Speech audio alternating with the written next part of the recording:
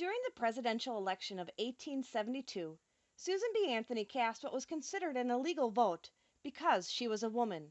She was then tried and fined $100, of which she refused to pay. To understand the significance of this fine, one must consider that $100 in 1872 would be roughly $1,900 today in 2015. The following is her speech after her arrest for her illegal act on the issue of women's right to vote. It was a lecture that she performed during a speaking tour of the towns and villages of Monroe and Ontario counties. The title of her lecture was, "Is it a crime for a citizen of the United States to vote?" Friends and fellow citizens, I stand before you tonight under indictment for the alleged crime of having voted at the last presidential election without having a lawful right to vote.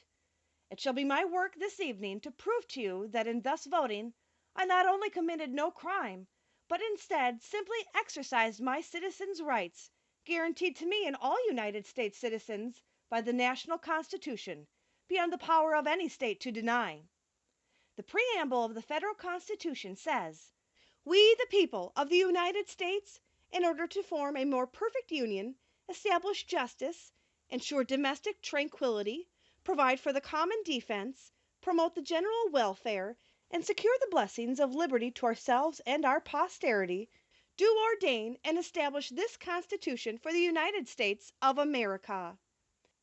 It was we, the people, not we, the white male citizens, nor yet we, the male citizens, but we, the whole people, who formed the Union, and we formed it not to give the blessings of liberty, but to secure them, not to the half of ourselves and the half of our posterity, but to the whole people, women as well as men. And it is a downright mockery to talk to women of their enjoyment of the blessings of liberty, while they are denied the use of the only means of securing them provided by this democratic, republican government, the ballot. For any state to make sex a qualification that must ever result in the disfranchisement of one entire half of the people is to pass a bill of attainder, or an ex post facto law, and is therefore a violation of the supreme law of the land. By it, the blessings of liberty are forever withheld from women and their female posterity. To them this government has no just powers derived from the consent of the governed. To them this government is not a democracy. It is not a republic. It is an odious aristocracy, a hateful oligarchy of sex, the most hateful aristocracy ever established on the face of the globe, an oligarchy of wealth, where the rich govern the poor, an oligarchy of learning, where the educated govern the ignorant, or even an oligarchy of race, where the Saxon rules the African, might be endured. But this oligarchy of sex, which makes father, brothers, husband, sons, the oligarchs over the mother and sisters, the wife and daughters of every household, which ordains all men sovereigns, all women subjects, carries dissension, discord, and rebellion into every home of the nation.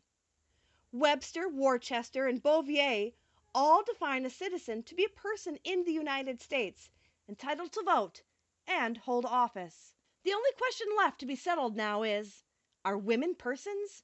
And I hardly believe any of our opponents will have the hardihood to say they are not.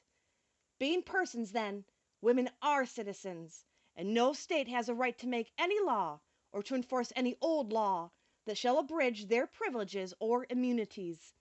Hence, every discrimination against women in the constitutions and laws of the several states is today null and void, precisely as is every one against Negroes.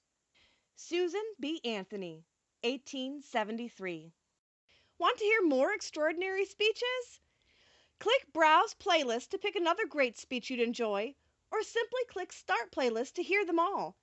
Not sure what to do next? Click the question mark to hear another random historical speech from my collection, and don't forget to subscribe.